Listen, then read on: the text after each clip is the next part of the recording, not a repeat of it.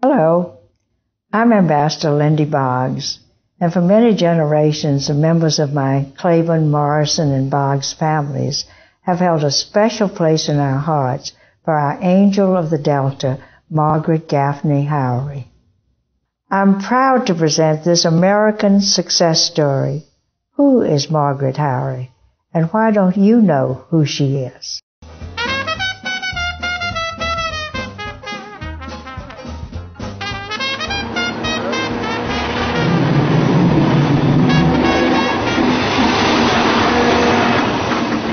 Do you know who this is? Not a clue? You ever heard of the Angel of the Delta? Yes, I have. Do you know who this lady is? Yes. Vaguely. How about the Breadlady of New Orleans? Oh, yes, I've heard of her. No. That is Margaret, and I forgot her last name because we only know her by Margaret. I know who you're talking about, though. She was a very gracious lady. She lost her children, but she took on other orphans, and she fed them and took care of them, and she was a very, very good woman. Margaret Haughery. That's Margaret Haughery. She helped the orphans in New Orleans. No, I don't. She had a washing business where she took in washing people's clothes in order to raise money to support herself and her children. No, I don't. She cared for the poor and the orphans in the city of New Orleans. But she's the lady that did the orphanage at St. Vincent's House. She's the first person to have a statue erected in her honor. Who is it? You.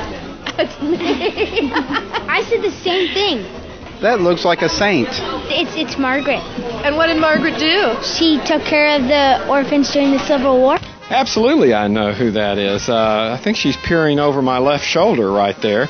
Margaret Haughery, one of the most beloved citizens of New Orleans in the mid-19th century. That is Margaret Haughery, who was an Irish immigrant who worked with the Sisters of Charity to help thousands of orphans in antebellum and postbellum New Orleans. The first lady, I should say, of the city for most of the mid part of the 19th century. If you asked an ordinary layperson who Margaret Haughery was, I would imagine that they would not know who she was.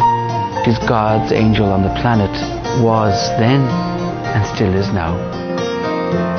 I would have loved to know you, but that was long ago.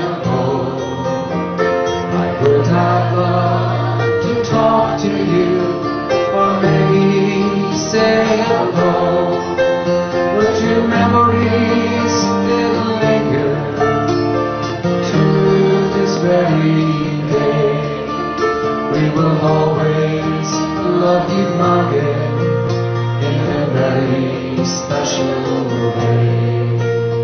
Probably Margaret was motivated not by any temporal comforts or so forth, but she was motivated by something which transcended this world.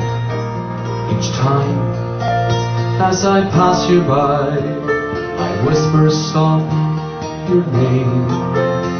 Those thousand little children, they must have felt the same.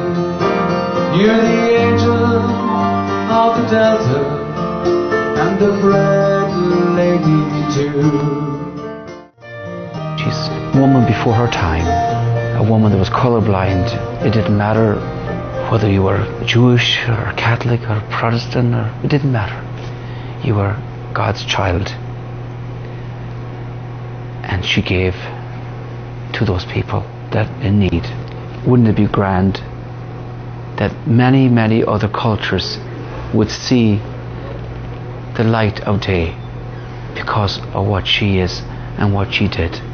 We are on a restoration conservation campaign to save Margaret, and with this process we have done a lot of research in restoring Margaret, and what we have come up with is to use a laser to clean and remove all the dirt that's on her.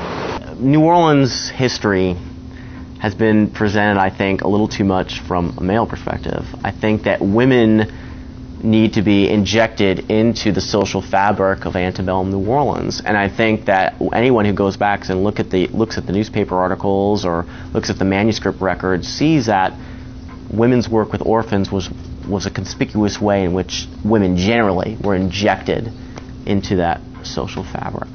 The unfortunate thing about Margaret Haughery is that history hasn't taken more note of her and of her life. There aren't that many stories of women who achieved the levels of success, and she scaled every obstacle that was put in front of her to achieve not only success but extraordinary success. It's really shameful that there isn't a greater notoriety of this woman's life. After my book about Margaret came out, I did a speech right here in this very room for tour guides of New Orleans. And it is amazing to me that none of them knew anything about Margaret. And so this was the beginning of the learning process about who Margaret was and what she did and why she's important and why people loved her. It's a wonderful example for people to see. Not that they would try to live that kind of life exactly, but at least it might help them find the courage to live on a little less, use less for themselves, and have a little more to share with others.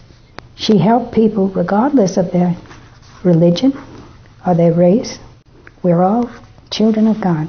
Thank you for watching this presentation of the life and legacy of our beloved Angel of the Delta. We hope many generations to follow will be inspired by her many good works.